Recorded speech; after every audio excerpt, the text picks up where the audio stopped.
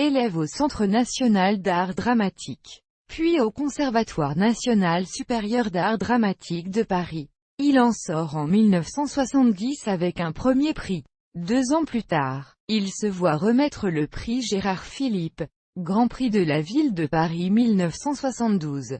Très tôt, il est sollicité pour le grand écran par des cinéastes tels Yves Allégret, Alain Cavalier, Bertrand Blier, Philippe Labro, et par la télévision, pour laquelle il tourne de nombreux téléfilms. Mais c'est au théâtre qu'il trouve sa vraie voie, grâce notamment à sa collaboration avec Jacques Mauclerc, que Daniel Collat reconnaît comme l'un de ses maîtres.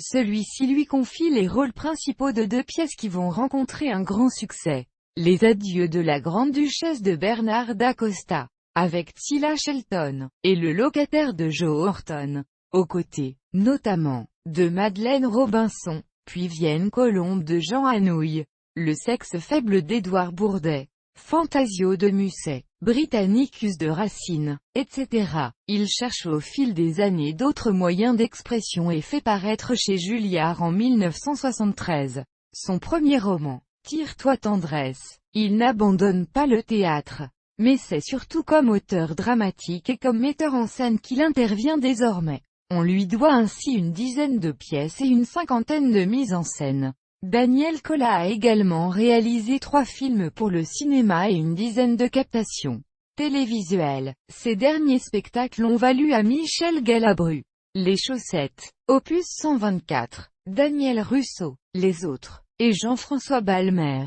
Henri IV, Le Bien-Aimé, des nominations aux Molières du comédien, ainsi que Béatrice Agenin pour Un certain Charles Spencer Chaplin. Daniel Collat est le père de l'actrice Coralie Audrey.